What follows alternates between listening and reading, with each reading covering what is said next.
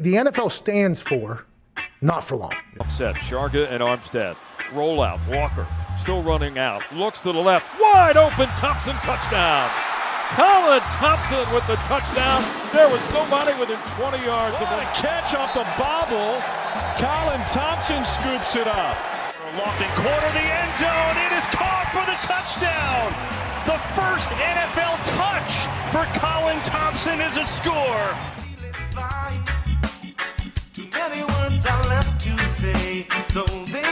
What's up, everybody? Hope everyone had a great weekend. Welcome back to the Colin Thompson Show, presented by Not For Long Media and presented by our friends over at Boiron, Arnicare, and the original Fudge Kitchen. Jack, you can hear it in my voice. It's a little stuffed. Windy in Cape May this weekend. It was nice. 75 degrees. Everywhere else, hundreds. In the hundreds. 90s. Cape May was a cool breeze off the ocean and a beautiful weekend down there. Shot a Food Drinks Football episode up in Belmar, New Jersey.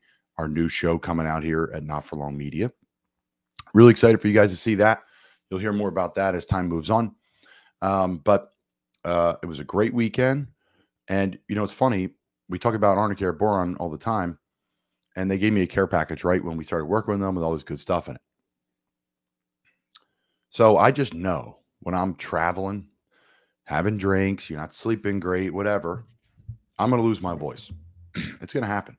You're in loud places, bars. You're in loud places, restaurants. You're talking to people, cat, whatever. I always lose my voice or get a little hoarse. So I go in the bag of goodies from Arnicare.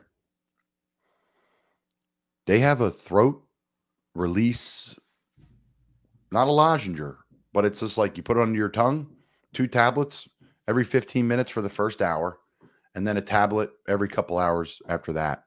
And you don't have a sore throat. Now, this is a product of, and I'm sorry, you can probably hear the people hammering, and this is probably horrendous for our audio, but I have a little side deck going on the side of my house right now, is this stuff worked like a dream.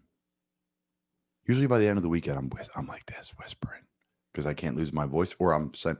So a lot of travel this weekend, a lot of great weekend, and thank you guys to Arnicare, because you allowed me to at least keep 90% of my voice. So they have awesome products. They have been working with us, sponsor the show, but I'm telling you, I've been using the product. Every day this weekend, you know, I'm Jack, a lot of football, hands getting beat up over the years. I'm 30 now. I've been playing since I was 12. So I use their gel every morning, the pain relieving gel, and it's rocking. So I know, Jack, your Happer Horsham days, you know, you're pretty beat up too. And you're probably beat up from hanging all the crap. Like, you can't fit anything behind you anymore. So maybe you should use some of the product. Mowing your lawn. Yeah, maybe. That's what else? Something to ponder. Oh, good commentary, Jack. Welcome to the pod. Good to hear from you. Special thanks from our friends over at the original Fudge Kitchen. They were buzzing this weekend. Busy down the Jersey Shore as my puppy comes and visit us here during the show, because she's like, what the hell's drilling and screwing and banging outside? And that is the deck guys. That is the deck guys building a wonderful deck from our friends over at Timber Tech. Not a sponsor of the Colin Thompson Show, but friends, allies of the Colin Thompson Show and Not For Long Media. I digress. Original Fudge Kitchen, fudgekitchens.com. They ship fudge and sweet treats around the country. Was there this weekend. It was jumping. It was packed. It was a great environment. I mean, it's awesome place as they keep drilling and screwing here. Let's pause. Never mind. We're gonna just plow right. So of course, all day they've been silent, and now they are ripping and tearing. And I'm down here thinking, it's a good time to do the pod. So apologize to that, guys. Hopefully our nice mics will power through, and maybe Jack, which he won't, post-production, could do a little editing. So you're a beast, Jack. Shot across the bow. And there's the drilling again. So fudgekitchens.com, shipping fudge, sweet treats around the country. Thank you, Fudge Kitchen, for all your wonderful, wonderful support here on the Colin Thompson Show and Not For Long Media. Jack, did you watch the Stanley Cup? I watched Game 7. Okay. What'd you think? I thought it was a very good game. I think the atmosphere was great. And I was having a conversation, and I feel like people disagree with me, but their heads are also consistently within hockey, that this was the first time that I think hockey was the center and the sole focus of the sports world probably, honestly, at least for me, like 10 years or so. I don't Completely know agree. when. I don't know. I honestly can't pinpoint a time, but it's definitely been quite some time. They are so happy the NBA Finals ended that quickly. And it extended. Everyone's like, NHL running too long. Well, this is why, folks. Usually it's every other day there's a game, right? And it's over. 2 weeks. But because of the travel, 6.5, 7-hour flight between Edmonton and Florida, I believe it's the longest traveled distance for finals ever. They gave it 2 days. So I thought it was a better product. Guys weren't as banged up. So, you say Florida wins game 1, and then you have 2 days off in South Florida, and then you play game 2 in South Florida. So you're not really traveling. You're getting those 2 days off, and then you get on the flight after the game. You wake up in Edmonton. You have 2 more days off. So I kind of liked it. It is too late for hockey, June 25th. Imagine how hot it is in Florida right now in Fort Lauderdale. 90s, 80s, and you're playing a game there. I mean, imagine if the Flyers were in the Stanley Cup and they had a game there this weekend. It'd be 100 degrees in Philly. So it's too late in the year. The season does need to be condensed. 82 games is a lot. I think 82 games is too much for the NBA. There's a point in the season where it's like 2 months of just nothing. Again, as they keep screwing and drilling here, I apologize. But there's 2 months of absolutely nothing. You're just like, it's not nothing, but it's just like, oh my God, it's like February, March. You're like, oh boy, it's like long. So I don't know. To me, you find a way to start it when the weather gets a little colder, mid-October, which they do anyways, but you got to end it a little earlier. And that's why the Stanley Cup, to me, and everybody in the world that has any sense of mind, it's the hardest thing to win in sports. 4 rounds, 7 games after a full season of playing ice hockey to go play another 2 months. 2 months it takes to win the Stanley Cup. So, yeah, I watch. I'm glad you watch it, Jack. Yeah, I feel like I got to give you a bone one time or another with your sports. Between that, I won't watch soccer. You're not going to get soccer out of me. I don't watch soccer. I participate in the pageantry of soccer. I don't like it, it's the coolest culture in any sport, right? Like I love the Premier League, for example. Why? Well, the guys that played Premier League, at least 10 players on the team, they played for the Tottenham junior team when they were like 8 years old because they were born in Tottenham, London, North London. And then they're on the team. Like, I think that's pretty sick. Then the relegation part and the promotion into the Champions League, relegation to the Championship League, what Wrexham is doing, climbing from this mom and pop soccer club to a TV show to like they're going to make the Premier League eventually, or at least the champ. Like I like that, Jack. I think it's really cool compared to American sports. You know what I'm saying? Yeah, I get what you mean. There's nothing like there's no real development. Baseball is probably the closest thing in terms of developmental, and even then, it's nowhere near the same. Because it's not like there's like, I think college is the big thing. Like there's no college soccer teams in Europe. And I think that's why people like college sports, right? Because every year there's something to give it a hug to. It's like this guy's from Penn State. I got this guy from Doylestown on the team, right? They like local recruiting, right?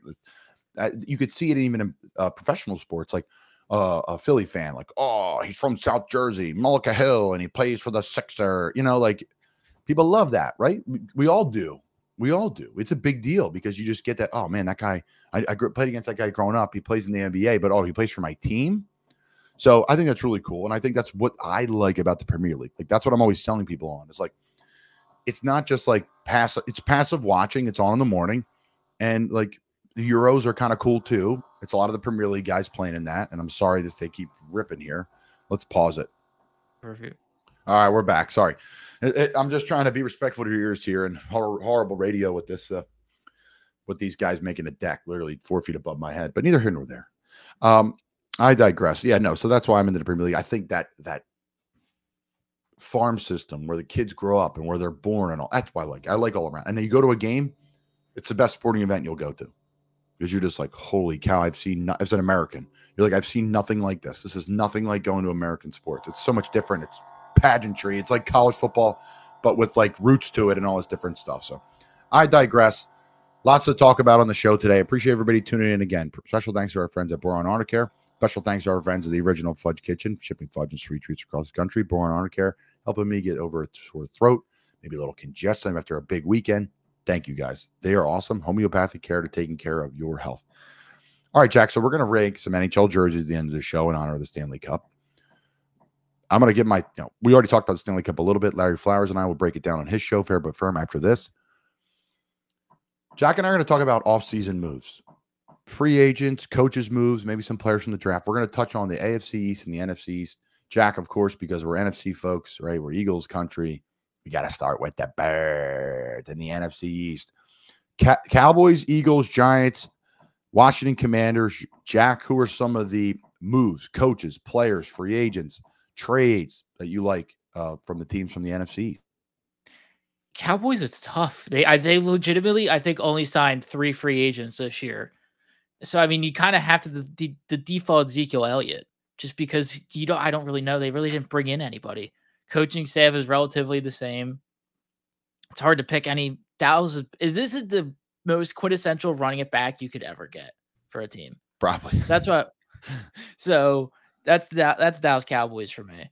For the Giants, I mean, free agency additions. I mean, nothing really. Brian Burns was a trade. I think you gotta go Brian Burns. I mean, that makes them arguably the best defensive front in football between him and Lawrence. Like, that is an outstanding group. I think Allen Robinson could be a really nice glue guy for them. Devin Singletary to replace Saquon Barkley. I don't think it's an upgrade, but I think Singletary is underrated. And then again, Drew Lock, I think, could really make a push for Daniel Jones for that QB1 spot. It's kind of a lot of rumbling about that possibility. And especially if Daniel Jones struggles another season, I think that's a legitimate possibility. Drew Lock had some up and downs, but he looked really, really good in that game for Seattle against the Eagles last year in primetime. So I think that's something that this Giants team could see as him being full-time. Possibly, I doubt it, but it's something they're going to try out. Eagles, I mean, the no-brainer big acquisition, Saquon Barkley. But, I mean, I think Quinyon Mitchell, I think the biggest thing is the Eagles secondary has always been solid, but the lingering question has been the age and the passing of the guard. Like, yeah, great. James Bradbury and Darius Slay have been very solid in the secondary, but they're both, if not about to be 30. Darius Slay's in his 30s, but Bradbury's approaching 30. Quinyon Mitchell basically gives you a whole new shelf life. You bring in Cooper DeJean, Gardner Johnson's young. You kind of bring in this whole new era basically in the secondary. So that's what I would say, just the secondary as a whole. And then for the Commanders, I don't really like. I mean, you like it, you praise it up. I don't like the Austin Eckler signing. I mean, it's very, very, very low risk. You can't, but I just don't think he's that same impact. I don't like Pro Bowl running backs. I don't like a Pro Bowl running back. Not a fan. His speed, it just looked like his age really hit him his last season in LA. I saw a lot of side-by-sides in his bursts, and it's just like, you could say injuries but that's the same concern. Like, those injuries could affect that speed permanently. Might not be to that amount, but he's not going to, I don't think he's going to hit that 2022 previous version. They're not going to feature him that much either. I like the move because they're not going to feature him that much. Right? Like, I think there's context to everything. Yes. Is Austin Eckler the same player he was 5 years ago? No. But as a veteran on that team, impact, yeah, I'll get into it in my spiel. But what else? I was going to say, I think the one you'll probably say for Washington as well is Frankie Louvo. I think that's an outstanding sign. I think for $36 million, I think it's a steal of a contract. I don't know the exact guarantees, so I imagine the guarantees are even lower. That's a contract I could see them having to restructure in the third year to give him a larger payday. Wow, look at that. Frankie Louvo, my boy, getting paid out. Good for him. All right, NFC East for me, Dallas. I love the Mike Zimmer and the Lance Kendricks signing. Now, Lance went quiet, kind of went to the Chargers, right? Zimmer got fired from Minnesota. There's a new era going on there, but I like the move because it's Mike's new defense as a defensive coordinator, and Lance played in that defense for Minnesota. So he's going to help the players, the middle linebacker, get caught up to it. It's going to allow Lance to play fast early in the year. Yes, he's an older player, but I like the move with, a lot of players in that position. In Smith a couple years ago, moving on from Dallas. What's his name? Van Der Esch, right? He's retiring, right? So there's a lot of people that have stepped away from that position. So I like those two things, the combination of the defensive coordinator and then Lance Kendricks, who was a part of the Vikings forever, and so was Zimmer. So he knows the defense like the back of his hand. The Eagles, Saquon Barkley and Devin White. Obvious stuff, right? But I think Saquon, he's an MVP candidate, and Devin White, everyone's like, I don't know. We'll see. Tampa. When you played the Bucs, you had to circle him. You had to know who he was. He was part of the 3-4 guys on defense that you're like, this guy can run, hit, and wreck a football game. He's up for a contract. I think he has a massive year. Giants, the combination of Brian Burns and John Runyon Jr. The Giants addressed O-line. The Giants addressed a D-line that was always already really good, and they have some pieces on O-line that are going to be great with the people they've bought in. So really excited about the Giants getting bigger, stronger, faster, more athletic in the trenches. Something to keep an eye on because That's going to be the strength of their team here moving forward, is O-line, D-line. It's going to help quarterback play. It's going to help the running back play. It's going to help your DBs with a better pass rush. So I like the combination of Brian Birds and John Runyon Jr. with a host of other players they've brought into the offensive line. Washington Commanders, I love the combination of Bobby Wagner, Frankie Louvu. You can argue one of the best linebacker cores in the NFL. I know there's more players a part of that, but talking about people they brought in, Bobby Wagner, Frankie Louvu. Bobby's a veteran, goes without saying. He's a Hall of Famer. Instantaneously, Washington went from a defense where you circled maybe 2-3 players, so now you got to circle about 6 of them when you play them. This guy can wreck the game. This guy can wreck the game. Boom, boom, boom. That's a big deal when you're an offense planning to face this type of talent on a defense ran by Dan Quinn, who's my other person I would add to this list of key people bringing in. Yes, Dan, elite defensive coordinator. At one time, he's the lead head coach. That team was really good in Atlanta. And they went and he flipped that franchise around, right? The post Mike Vicker, Matt Ryan, and they were dominant. They were a really good team. Obviously, they were blowing out the Patriots in the Super Bowl, and then chaos happened. So to me, I love the combination of you have your 2 linebackers, and now you have Dan Quinn to call the defense as the head coach and get involved in that because he did a really nice job in Dallas. Jack, AFC East, what do you got, buddy? And I know I laid on you quick there, but I'm just trying to deflect from the people hammering on my wall here.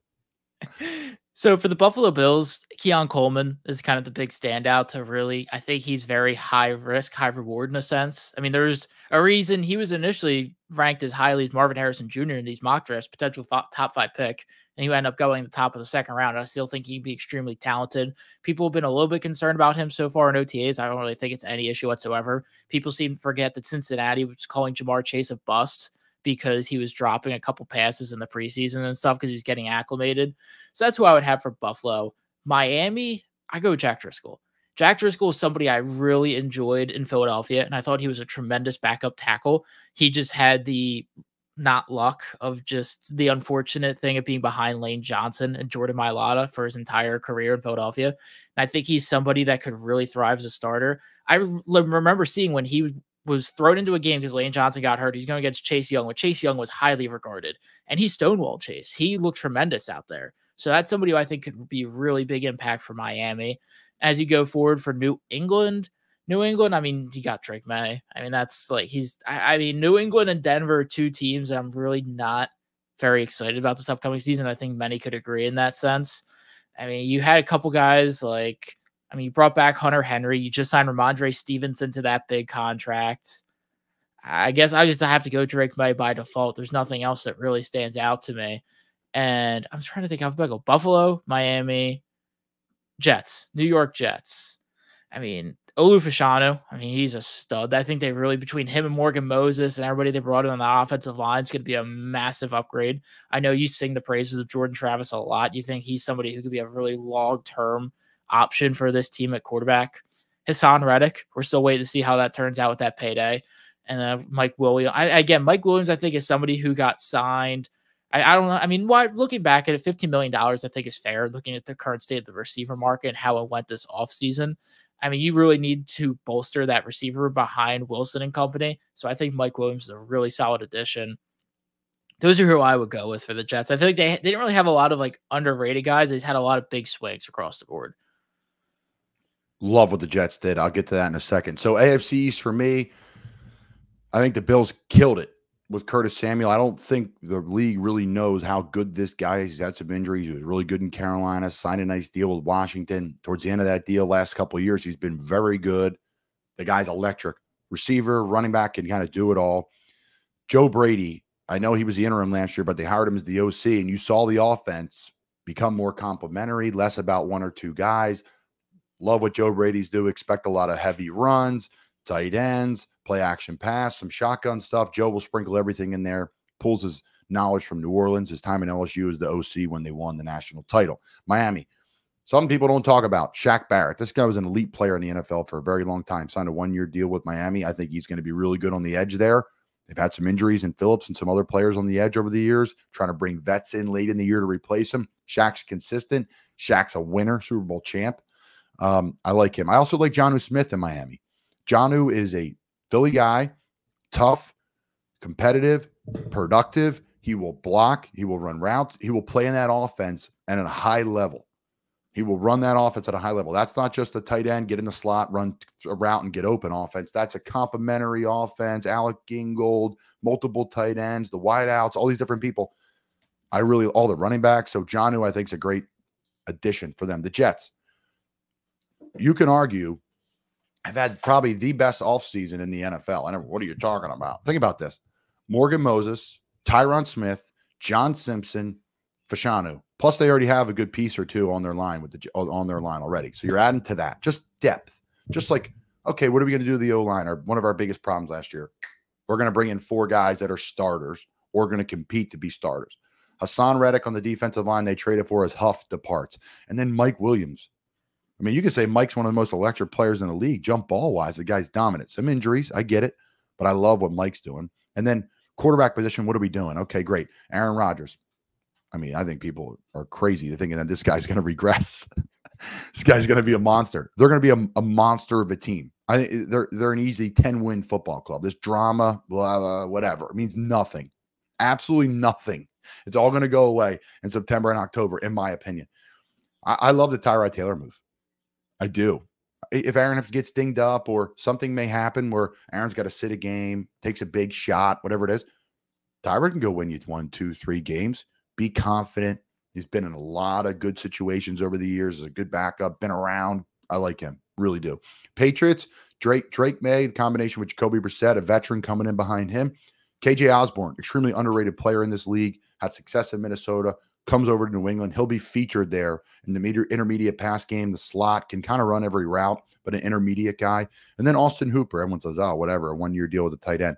The combination of him and Hunter Henry allows them to do a lot of things because they both can block. Everyone says, oh, Colin, blocking tight end. We get it. No. When you have 2 tight ends that can block but also run routes, man, you're going to have a really successful kind of short intermediate passing game. You saw it with Gronk. Now he's the best of all time.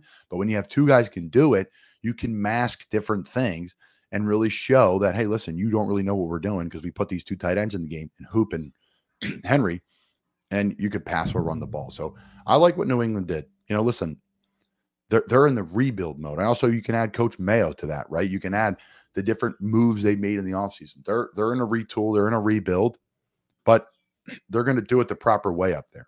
Robert Kraft is a great owner. He's going to say, let's do it right. We don't need to win today, but we need to show we're moving in the right direction because they've been sliding the last couple of years, right? Which that happens to dynasties. So interesting stuff there. Great points, Jack, as always.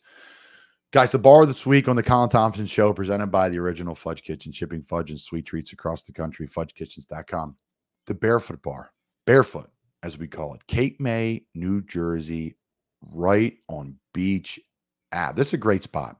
Just underneath the hotel there, right on the beach. Great bartenders, great service. They're pumping food out. They're now serving breakfast. I did radio show back in the day right there. Couldn't beat doing radio and then going to get a fresh orange crush, grapefruit crush. Again, service is awesome. Beer's cold. They got little TVs in this little tiki hut right next to the pool right there. So you can't beat it. Just 2 blocks from the Washington Street Mall, right on Beach Ave, right across from Taco Cab, Carney's, Primal, right in that little area right there on Beach Ave. So the bar of the week this week on the Colin Thompson Show. Barefoots, Cape May, New Jersey. Awesome service. Great little TVs, cold drinks. You can't beat it on a little Sunday fun day, which we did this past weekend. Check it out. Tell them we sent you here on the Colin Thompson Show, not from Home Media. All right, Jack, NHL jerseys. We got to rank them. You can go first. I'm excited to hear your list. A lot of great jerseys in this league. Listen, we could do a top 25. We could do a top 32. You can argue that every jersey is really cool to some extent, in my opinion. Some are cooler than others, but even like a Capitals jersey, I think it's got some cool. I'm not going to be on my top 5, but they get ripped on a lot. Like, I'm not a Devils jersey fan, but the Predators are like, Stars are cool. Like, obviously Arizona, they were sick, but they're out of the league. All the Canadian teams have a cool jersey, really. Flames, Edmonton, Montreal, Winnipeg, sick. The Jets. So I don't know. I think 75% of the NHL jerseys, if not more, you can argue are great jerseys. So this list will be interesting. Go ahead, Jack Connell, your top 5 NHL jerseys. So 5th, I've got the San Jose Sharks. The teal, it's sort of simplified over the years, and I think that it was something that was very clunky for a long period of time, and I think it's been modernized over recent years. The new shark fin one that they added this past year, I think, is really clean. Mhm. 4 another new one, I guess technically, is Philadelphia Flyers. This is one I really did not like initially. I really did not like the idea of switching it up, but it really grew on me when I actually saw the finished product. And I think one thing I'm really big fan of that I don't really think any other team does is the nameplates. I mean, just having like the other colored nameplate on the back of the jersey, I think it's really unique. It's something you don't see in sports. I really like the idea of that. Third is a tried and true, probably the most traditional uniform in all of sports, Montreal Canadiens. Just the red and blue. It's hockey. It's you see that, it's perfect, it's simple. I don't know how you're shaking your head at the Montreal Canadiens. I agree. I'm just making fun. I just don't like them. But yeah. 2 is Pittsburgh Penguins. Just that I really did not like the Vegas gold ones from the start of Sidney Crosby's career, but the fact they went back to the Lemieux, Yager, golden colors in a modern sense, I really like what they did with that. I also really like when cities kind of have matching color schemes across their teams. It doesn't always need to be like that, but when you look at it like the Lakers, well, I mean, for a while the Kings were too, but it was like the Kings, the Lakers, the Sparks, like they're all this purple and gold. Like, I think that's awesome. The fact that they do this with the Penguins, the Steelers, and the Pirates, I think that is really awesome. And number 1, I've got the Edmonton Oilers. My only big knock on them is my favorite of the group was the orange alternates. I'm not really a big fan of those navy ones, but I just think that blue and orange, again, they had the dark version of that at the start of the century. I really did not like those whatsoever. I feel like a lot of teams have gone through that phase where they try to darken their bright colors and they realize, oh, it was better as a bright version. They go back to it. Like the Detroit Lions, all these other teams across sports, they've done it. And I just think it's simple. I wish the numbers were a little bit bolder, but just that color scheme wins me over. It's perfect logo. Best favorite jersey in the league. I love it. Great list, Jack. It's, again, my list is completely different, but I agree with all of the things you had to say for sure. So my top 5 NHL jerseys, 5 the Flyers, the orange, the black, the white. I just love it. I think, obviously, I'm a fan, but I love the jersey. It's clean, it's crisp, it's fun, it's got history. The Colorado, that maroon and blue, man, that is sharp. The Avalanche, love that jersey. I love the lightning blue, the all blue lightning, the lightning bolt. I mean, that's killer. Even the lightning old school black jersey is badass too. So love that. Hate to say it, but the Rangers across your chest, red, white, and blue. That's a clean jersey. Madison Square Garden. Whew, that's a pretty cool historic thing. And then for me, number 1 and one of the best jerseys in all sports, which Jack, of course, left off his list, is the Blackhawks red. That thing is unbelievable, and not even a big red fan. It's still a ridiculously cool jersey. Tons of history. Bunch of Stanley Cups have been won in that jersey. But neither here nor there. That's my top 5 jersey. Flyers, Colorado, the Tampa Bay Lightning, the New York Rangers, and the Chicago Blackhawks. So fun little list. We've been having fun with these little shows, the quick hitters for me and Jack here as the summertime approaches. People got less time for stuff, and we said, hey, you know what? Let's just do some fun stuff. So next week, what do you want to do, Jack? Next week, we'll do AFC North, NFC North? Yeah, that's fine with me. North, South. Yeah, I'm trying to think of what the order of the cardinal direction is. Like, I feel like West would be best because you go East, West, North, South. No, let's do AFC North because I live here in Baltimore. And then I played for the Vikings and for the Bears and worked out for Detroit, so. Will you not live and do that the following week? We'll see. I'll make correlation to everything. Maybe we'll do the South, Jack, because I don't know. I played for the Panthers, worked out for New Orleans. My favorite stadium in the NFL is Raymond James in Tampa. Yeah. I digress. Good stuff as always. Thanks for tuning in. Again, support our sponsors. Boiron Arnicare stuff is the truth. Really fortunate to work with them. And then our friends at the Fudge Kitchen. Ship Fudge, sweet treats, cross country, fudgekitchen.com. Jack Connell, I'm Colin Thompson. Thanks for tuning in, everybody. Have a great week. Jack, have a nice week, buddy. What are you doing for the weekend? Real quick. You got big day tomorrow. What do you got tomorrow, Jack? Tomorrow and Thursday, I will be down in Sea Isle for Jason Kelsey's charity event, the Eagles. He's got his Ocean Drive bartending Wednesday. And then Thursday, he's got his beer bowl for the New Heights podcast. So that's where I will be this week. Wow. And then what are you doing the weekend, buddy? Just hanging out with friends. Just nice little quick weekend getaway. Nothing interesting. Very coy. Very coy where it'll be. I like it. Jack's mysterious man with a mustache, and Jack is single ladies. All right, everybody. Thanks for tuning in. Have a great weekend. And yeah, we're just killing it over here. Thanks, guys. See ya.